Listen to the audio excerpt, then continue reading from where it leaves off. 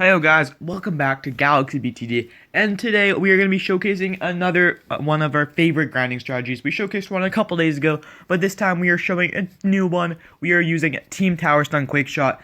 This is a pretty good grinding strategy overall, but we're just going to give you a tutorial on how to use it. So, basically, you're going to want to start off with your Dartling. For this scenario, we decided to use Dartling Boomer. You can use a lot of different combos of towers with this, but this is our favorite tower combo to do while grinding.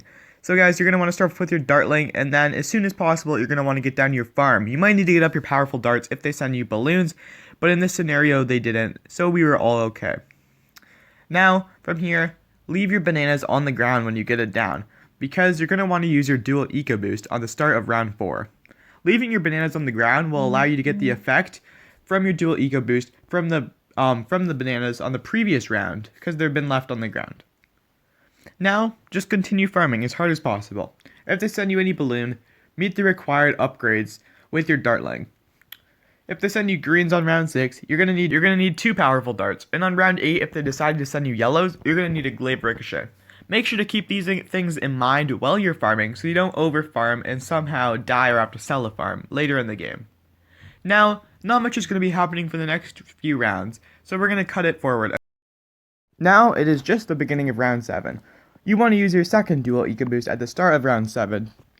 This is right after your first dual eco boost wears off, and this will ensure that you get the best bang for your buck. Now, we're going to prepare our Boomer, just in case he decides to send us something. We see he's going with upgrade balloons, so he might be going with the strategy we showcased in the last video. He's probably going to use another upgrade balloons at the start of round 8, and then send us a bunch of whites that will turn into region rainbows. We see power locks us here, so we're going to sell our farm and go for another Boomer. With the 2 Boomers, we should be able to easily defend against this. Now we have to start getting back up our farms. We're going to sell one of our Boomerang monkeys to get down some more farms, as having a lot of money is super duper important in this strategy. You always want to have the most amount of money on round 13, so you have a lot of money to rush them with, and also a lot of money to defend. If you have no money, it's going to be super duper hard to win games. We're going to sell our farm to let the bananas build up, so that we can use the trick that we taught you guys earlier with our dual eco boost when round 11 starts up. Now we use our dual eco boost and we place down our farmer, and we're going to get our quick shot ready.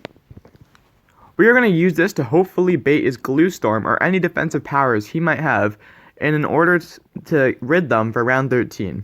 By then, our quick shot will be back up, so we'll be all ready to go.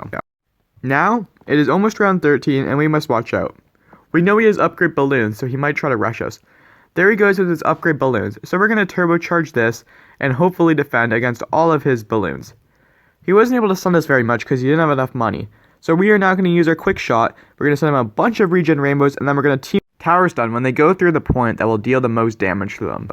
This was an easy victory. Let's show you guys another example. Here we are in the second example. We've cut it straight to round 9 as there hasn't been much different from the first game. This time, our opponent is going past him and he's working on his farms instead of cobras. We're going to try to force as many upgrades as possible so he doesn't have very much money on his farms. We're going to be setting some pinks to hopefully try to bait out a glue storm now. Now, we're going to give him a well done. Remember, never be toxic and always be kind. We're going to send some leads to hopefully force his bionic boomerang, which he got up almost immediately, and then waits behind. This will hopefully scare him and force some more upgrades. It's always a good idea to force as many upgrades as possible, and as many boosts as you are able to. That way, they'll have less money to focus on their farms, in turn having less money to defend your rush, and also, they'll have less boost just in general to defend in the later game. Now it is round 13, except one thing is different in this scenario. Our opponent has Glue Storm and he has Damage Boost, so we must play a little bit differently. All-outing him might not do the trick, so we're not going to do that. Instead, we're going to try to save up as much money as possible and hopefully quick-shot him some ceramics on round 15, as this could cause some serious harm.